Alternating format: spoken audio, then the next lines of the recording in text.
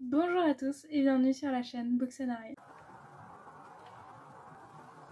Donc bonjour à tous, on se retrouve aujourd'hui pour le Beginning of the Year Book Tag que j'ai vu passer sur la chaîne de Val My Little Library, que je vous mets en barre de description et que vous allez retrouver à la fin aussi. Voilà, donc du coup je l'ai vu sur sa chaîne et j'avais envie de le refaire.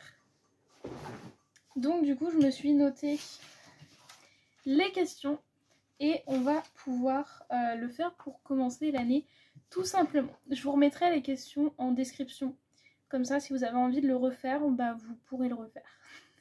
Voilà, mais comme ça au moins vous aurez les questions aussi si jamais vous voulez savoir où on en est rendu. Voilà. Donc la première question c'est combien de livres je veux lire en 2025 ? Alors je me suis mis le challenge de lire 100 livres. C'est un chiffre qui est plutôt gros, mais c'est un chiffre que je sais que je peux atteindre. Alors voilà, parce que l'année dernière a été une mauvaise année et j'en ai lu 47. Voilà, mais en général, je suis à peu près une centaine de livres par an, parce que je suis à environ une dizaine de livres par mois. L'année dernière, la moitié de l'année, je l'ai passé à avoir des pannes de lecture. Donc voilà. Mais cette année, je veux prendre ma revanche et revenir dans la lecture. Donc je me mets le challenge de 100. Voilà, tout simplement. Donc on espère qu'on va y arriver. Le deuxième, c'est un livre que je veux relire cette année. Alors, j'ai beaucoup de relectures qui sont prévues. La plupart, c'est pour pouvoir les annoter, tout simplement. Mais si je dois vraiment choisir un livre que je veux absolument relire cette année, ça sera Bride de Ali Hazelwood. Alors là, vous avez la version anglaise paperback et j'ai la version reliée française et je vais avoir d'autres éditions parce que pour ceux qui n'auraient pas vu encore, si elle n'est pas encore sortie aussi, je sais pas quand elle sortira, ma vidéo récap de mes lectures de 2024, c'est ma meilleure lecture de 2024. Et c'est une de mes meilleures lectures tout court. Voilà, je suis tombée complètement amoureuse de ce livre-là et j'ai envie de le relire. Déjà, je vais le relire en VO pour voir déjà aussi comment il est dans sa version originale. Et je vais le relire pour l'annoter, autant en français qu'en anglais. Je vais l'annoter, donc je me suis acheté des surligneurs exprès pour, qui sont spécifiques sur les livres, avec des post-it de couleurs. Enfin voilà, vraiment c'est une relecture qui est prévue depuis que j'étais à la moitié du livre et que j'ai eu un coup de cœur dessus. Je me suis dit je vais le relire et je vais l'annoter. Donc c'est vraiment la relecture de prévue, mais il y en a beaucoup d'autres. Un livre en haut de ma pile à lire pour 2025. Alors pareil, j'en ai beaucoup, pour plein de raisons, j'en ai beaucoup, mais si je dois vraiment mettre quelque chose en haut, ça serait la duologie de Devon Rivers de Rebecca Ross. Voilà, si Alessia et Célia passent par là, je vous fais un gros bisou, c'est prévu. Donc voilà, j'ai les éditions Fairyloot qui sont tout simplement magnifiques. Il fait aussi partie de mes 25 livres, 25 amis que vous allez pouvoir retrouver très bientôt. Et je crois que j'ai dû le mettre pour mes 10 livres pour 2025. Je ne sais pas, parce que je vous ai aussi fait un 10 livres 2025. Voilà, plein de choses qui sont là. Mais vraiment, c'est une saga que j'entends parler depuis sa sortie et que j'ai trop envie de tester. Donc il est vraiment tout en haut de ma pile à lire pour que je puisse enfin me faire une idée sur cette saga. Ensuite, un auteur ou une autrice dont je ne lirai plus de livres cette année. Alors, je vous avoue que là, de tête, je savais pas trop qui mettre pour le moment. Donc, j'ai mis Victor Dixon. Pourquoi ? Parce que j'ai jamais été spécialement attirée par ses livres en général. J'ai essayé Vampiria l'année dernière. J'ai lu le premier tome. Ça n'a pas été une mauvaise lecture, ça n'a pas été un moment atroce de passer. Mais ça m'a pas transportée. C'est-à-dire que c'était intéressant, Les personnages sont travaillés, ça se voit que voilà. Mais je me suis attachée à aucun personnage. Voilà, j'arrivais pas à m'accrocher à l'histoire, j'arrivais pas à m'accrocher au personnage, j'arrivais pas à avoir envie d'en savoir plus. Donc, je me suis dit que j'irais pas plus loin. J'ai lu le premier tome, mais je n'en lirai pas d'autres. Et ça m'a un peu confortée dans l'idée que j'étais pas attirée par ces livres. Donc, vous n'en reverrez sûrement pas sur ma chaîne. Ou peut-être un jour s'il y a vraiment quelque chose qui m'attire, mais sinon, c'est pas prévu. Quelque chose de nouveau que je veux lire en 2025, les thrillers. Vous avez commencé à en voir un petit peu sur ma chaîne, mais vraiment un tout petit peu. Un par-ci par-là. Mais c'est un genre que j'ai vraiment envie d'exploiter, de découvrir, Vraiment, voilà, j'ai vraiment envie de voir à quel point je peux aller dedans. Voilà, donc c'est vraiment quelque chose que j'ai envie d'approfondir cette année. Un livre populaire que je veux lire. Alors là, pareil, il y en a plein que j'aurais pu citer. Mais dans ceux que j'ai vraiment le plus envie, j'ai choisi de vous parler de Fourth Wing. Alors, je suis sûre que vous connaissez déjà en long, en large et en travers Fourth Wing. Moi, j'ai choisi de le lire en anglais parce que je sais que la traduction, pas forcément ça. Donc, je vais l'essayer en anglais pour voir si je marche ou pas avec cette saga. Le 3e tome vient juste de sortir en VO et je sais qu'elle en a prévu 5 ou 7. Voilà, à la base ça devait être une trilogie, puis du coup c'est parti, voilà. Donc à voir si ça vaut le coup ou pas. Donc, la sortie 2025 que j'attends le plus. Alors, il y a beaucoup de sorties en 2025 que j'attends. Franchement, on est sur une année où on a des sorties qui sont vraiment pas mal, sachant qu'on est que le 31 janvier, donc il y en a encore plein qui n'ont pas été annoncés. Mais dans ce qui est le plus haut, c'est les livres d'Anita Higgins. Si vous commencez à me connaître, vous savez que c'est une autrice que j'apprécie fortement, que vous allez revoir dans une autre question. Et cette année, elle va nous sortir 2 nouveaux bébés, que j'ai extrêmement hâte. On a Wicked Games qui est sorti hier. Enfin, en tout cas, à l'heure où je tourne la vidéo. Quand la vidéo sera postée, il sera sorti depuis au moins une semaine, je pense, voire plus. C'est la trope principale, c'est le meilleur ami du frère. Voilà. Mais bon, faut pas plus. Mais on va aussi parler de trahison, de secret. Je crois qu'il y a de la proximité forcée. Enfin voilà, en plus c'est une lecture qui est assez sombre et j'aime beaucoup parce que c'est quelque chose que j'ai vraiment aussi envie de découvrir un peu plus et Anita le fait vraiment bien. Enfin, j'adore sa plume, j'adore ses univers, ses personnages. Franchement, pour le moment, j'ai jamais été déçue d'un Anita Higgins. Donc, pour le moment, j'y vais, je fonce, tête baissée. Un objectif livresque pour 2025. Le plus gros objectif que j'ai, c'est de lire des livres en anglais de manière fluide. Voilà, je suis toujours en apprentissage sur l'anglais, je suis toujours en apprentissage sur la lecture en anglais. Mais le plus gros objectif que j'ai, ce serait de réussir à lire des livres en anglais de manière fluide. C'est de pouvoir que, par exemple, sur une pile à lire du mois, la moitié de mes lectures soient en anglais. Et que vraiment je lise sans qu'il y ait de problème. Donc c'est un très gros objectif, mais j'ai envie d'y croire. Un livre que tu ne liras probablement jamais. Alors ça pareil, c'est assez compliqué, il y en a beaucoup que je pourrais citer comme des très grosses fantasy ou tout ce qui est science-fiction, ou horreur. Mais les grosses fantasy parce que c'est des univers qui sont très lourds ou qui ne m'intéressent pas. Voilà. Science-fiction et horreur parce que ce sont des genres que je ne lis pas du tout. Mais du coup j'ai voulu quand même vous donner un titre. Et par exemple je ne lirai pas L'Empire du Vampire ou Nevernight. Voilà. C'est pas prévu et ça ne sera pas prévu. Une saga que je veux lire cette année. Alors, c'est une saga qui est là depuis la fin d'année, que j'ai très envie de lire et que je n'ai toujours pas commencé. C'est la saga The Vancouver Storm Series de Stephanie Archer. Donc on est sur des tomes compagnons à chaque fois, avec un couple différent. Et on est sur du hockey. Donc moi j'ai les romans en anglais, mais je sais que le premier tome a été traduit. Je crois que c'est chez E.H. et je suis pas sûre. Mais je sais qu'ils sont traduits. Le tome 2 a été annoncé, parce que je l'ai vu passer il y a pas longtemps, donc le troisième devrait pas tarder à suivre. Mais voilà, j'ai très envie de les lire. Donc je veux les lire cette année. Je veux. Point.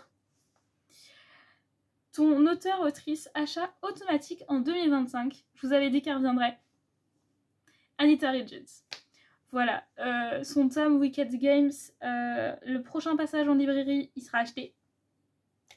Et son deuxième tome, Pride of Legacy, que du coup je vous ai pas du tout parlé tout à l'heure au final, qui va sortir cet été, je crois qu'il sort en août. C'est pareil, il sera acheté sans aucune hésitation. J'achète tous ces livres dès qu'ils sortent en général ou très peu de temps après. Il m'en manque quelques-uns, il me manque ces tout premiers livres. Donc il y a Bad for Me and Ride or Die with Me. Ce sont ces deux premières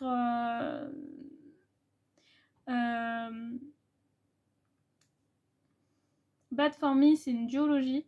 Et Ride or Die with Me, je crois que c'est un one-shot. Je suis pas sûre. Mais c'est ses tout premiers. C'est les deux premiers qu'elle a fait.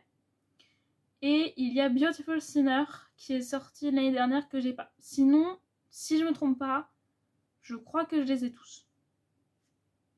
Je crois. Je suis pas sûre, je vais pas m'avancer, mais je crois que je les ai tous. Mais en tout cas, maintenant, chaque fois qu'elle sort un livre, en général, je l'achète le mois qui suit. C'est un achat automatique. Un livre adapté en série que j'ai hâte de voir. Alors, je ne sais plus comment il va être adapté, parce que j'ai pas tout en tête. Mais normalement, il y a une adaptation de prévue pour la saga Campus Drivers de C.S. Quill. J'ai lu les 3 premiers tomes, j'ai pas lu le 4 et le 5 parce que moi je les ai en version poche illustrée. Donc j'espère qu'ils vont les faire en poche illustrée. Mais si je me rappelle bien, ils vont les adapter. Et ça, j'attends énormément parce que c'est une saga que j'adore. Donc j'ai très envie de les voir adaptés. Une suite que j'attends avec impatience. Alors là, c'est un de mes tout derniers coups de cœur. Je vous spoil un petit peu l'update lecture de janvier. Heavenly Bodies de Imani Eriyu. Donc ça c'est le premier tome qui est en anglais. Et le deuxième tome, Fallen Stars, est prévu pour novembre 2025.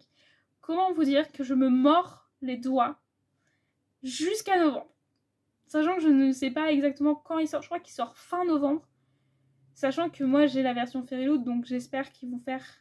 C'est une trilogie normalement, qui vont nous faire tous les tomes et qui vont les sortir vraiment au moment où ça sort. Donc j'espère pouvoir l'avoir en décembre, pouvoir le lire. Parce que vraiment j'ai eu un coup de cœur sur ce tome.